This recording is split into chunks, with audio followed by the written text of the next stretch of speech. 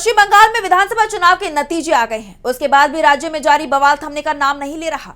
बंगाल में अलग अलग जगह से हिंसा और झड़प की खबरें सामने आ रही हैं और अब बीजेपी नेता के पीए की जान ले ली गई है। इसको लेकर बंगाल की सियासत गर्मा गई है। विपक्ष ने सवाल उठाए हैं, केंद्र सरकार को घेरा है। वहीं बीजेपी ने इसके पीछे टीएमसी का हाथ बताया है। इन सब के बीच सरकार गठन की प्रक्रिया भी शुरू हो चुकी है। तो कैसे बंगाल में बदल रहे हैं सियासी हालात, जानेंगे इस रिपोर्ट में। पश्चिम बंगाल में विधानसभा चुनाव के बाद से उथल पुथल मची हुई है। चुनाव तो हिंसा मुक्त रहे, लेकिन नतीजों के बाद पूरे बंगाल से भयानक तस्वीरें सामने आ रही हैं। कहीं टीएमसी दफ्तर पर बुलडोजर चल रहा है, कहीं आगजनी की खबरें आ रही हैं, कहीं झड़पें तो कहीं टीएमसी कार्यकर्ताओं पर हमले हो रहे हैं। और अब तो हद ही हो गई है। राज्य के अलग अलग इलाकों में शुरू हुई हिंसा अब खतरनाक रूप ले चुकी है। बीती रात बीजेपी नेता शुवेंदु अधिकारी के पीए चंद्रनाथ रथ की कोलकाता के उत्तरी बाहरी इलाके में गोली मारकर जान ले ली गई, जिसके बाद से इलाके में खौफ का माहौल है। इस घटना ने राज्य की कानून व्यवस्था पर सवाल खड़े कर दिए हैं। साथ ही सियासी गलियारों में जुबानी जंग तेज हो गई है।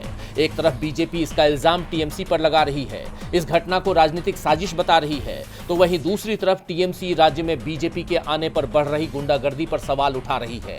शुवेंदु अधिकारी के पीए की जान जाने की घटना की टीएमसी ने भी कड़ी निंदा की है।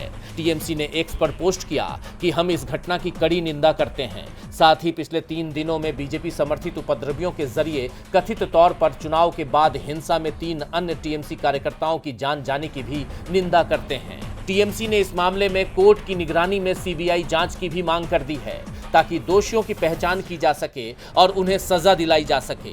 टीएमसी ने राज्य में बढ़ती बीजेपी की गुंडागर्दी को लेकर भी हमला बोला है। इसके साथ ही समाजवादी पार्टी प्रमुख अखिलेश यादव ने भी शुवेंदु अधिकारी के पीए की जान जाने की घटना पर प्रतिक्रिया दी है। उन्होंने गृह मंत्री अमित शाह से इस मामले पर जवाब मांगा है।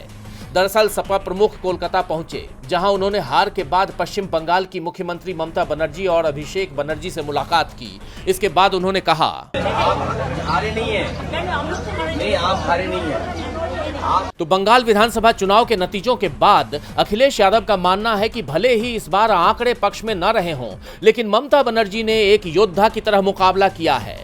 पूरा विपक्ष ममता बनर्जी के साथ खड़ा है। अखिलेश यादव की यह मुलाकात इस वक्त काफी अहम मानी जा रही है, क्योंकि पूरा विपक्ष बीजेपी और चुनाव आयोग के खिलाफ एक रणनीति तैयार कर रहा है। जिस तरह से नतीजे आए हैं, उसको लेकर विपक्ष में आक्रोश है और वो बड़े आंदोलन की तैयारी में है। इस बीच राज्य में सरकार गठन को लेकर भी तैयारियां की जा रही हैं। कहा जा रहा है कि 8 मई को कोलकाता में बीजेपी विधायक दल की बैठक होगी। इस बैठक के बाद 9 मई को पश्चिम बंगाल में शपथ ग्रहण समारोह का आयोजन हो सकता है। लेकिन क्या बीजेपी के लिए ये सब कुछ इतना आसान होने वाला है? इस पर जरूर सवाल उठ रहे हैं। डीबी लाइव की रिपोर्ट।